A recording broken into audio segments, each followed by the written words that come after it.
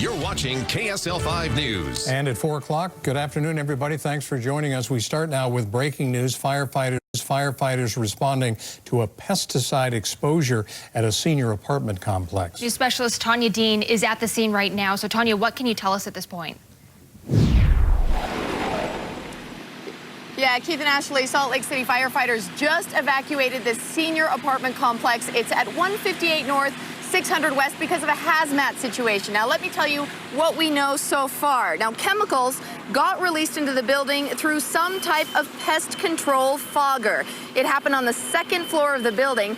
2 residents and 2 firefighters were taken to the hospital with upper respiratory problems, and the rest of the building was evacuated. Now, dozens of people were loaded onto a UTA bus to head to an evacuation center. But we want to show you the bus out here right now. This is the bus right here with all of the people being evacuated. However, you can see they did run into some problems. They are trying to get the bus out of here right now. It is stuck on this dip right here that it kind of got wedged. So they've been working on this for about the past 10-15 minutes. Hopefully get these folks to the evacuation center where they need to be very soon. Now, emergency officials treated this as a very serious situation. There were at least 8 fire trucks here at one point, 8 ambulances, and animal control was out here as well. Now, crews are still on scene here trying to figure out how that pest control was let into the complex.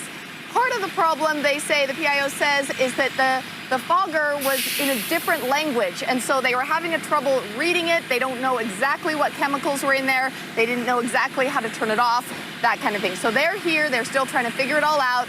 All these people are trying to get to the evacuation center. Again, we've got 2 people that went to the hospital, 2 firefighters that went to the hospital as well as a precaution. So a lot of activity still out here at this Salt Lake City senior apartment complex.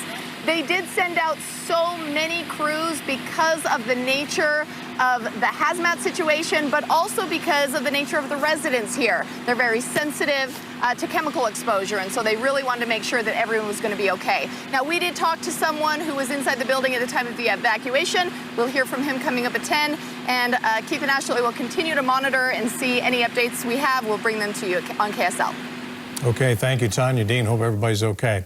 Also, breaking news on an update of an officer-involved shooting in Emery County that shut down a section of State Highway 31. We now know that shooting was deadly. According to Utah Highway Patrol, it started around 5 p.m. yesterday when someone reported a possible DUI driver. When an Emery County deputy stopped that car, well, the driver allegedly pulled out a gun and then kept driving. The UHP trooper was able to use spikes to eventually stop that car. Officials say the driver again pointed a gun, at which point both the deputy and trooper fired their weapons, hitting him. The suspect died despite life-saving measures. Now, the Carbon County Sheriff's Office is now investigating. And this morning, a family dispute has led to a stabbing in West Valley City. Police tell us 21-year-old Angelo James Giona stabbed a man in his 50s or 60s. The victim went to the hospital in serious condition, but has since improved, and police say he's expected to survive. As for the suspect, he's been booked into jail on suspicion of aggravated assault. Giona does have a criminal history, including assault and domestic violence charges. An arresting document from earlier this year states he has been involved in multiple incidents with police, each escalating from the last. Well, right now, a warning after a deer was spotted with a trap clamped onto her lip. Now, someone saw that deer near Dimple Dell Regional Park, and she was wandering around with a small spring trap stuck to her mouth. Sandy Animal Control and the Division of Wildlife Resources, they are aware of the situation. So if you happen to see her, don't approach her yourself. Be sure to call the non-emergency line. It is 801-799-3000. And they say to prevent something like this from happening in the future, the park's preservation community is reminding everyone to not leave baited traps where wildlife can get into them.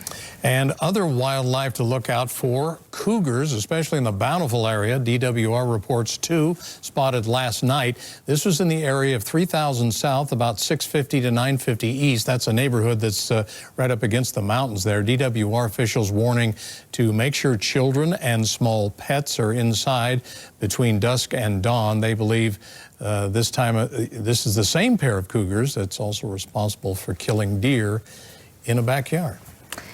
All right, Dan joining us now. I'm happy to see at least some of the mountains finally after bad air quality this week. Yeah, the air quality was pretty terrible this week, and normally it takes storms to clear them out or very, very breezy conditions, and luckily we were able to get that. Yeah, so check things out. This is looking out west right as the sun came up. Yesterday we were showing you how we still had that haze when you looked at this view as we were waking up. Look at the mountains in the distance there. We're looking out over the Great Salt Lake. Notice how you can actually see them now, whereas before we couldn't. So there's that improvement we're seeing. We're getting a little mixing. We're starting to mix things up. We've got the clouds going. We've got the air moving, and that is helping with our air quality.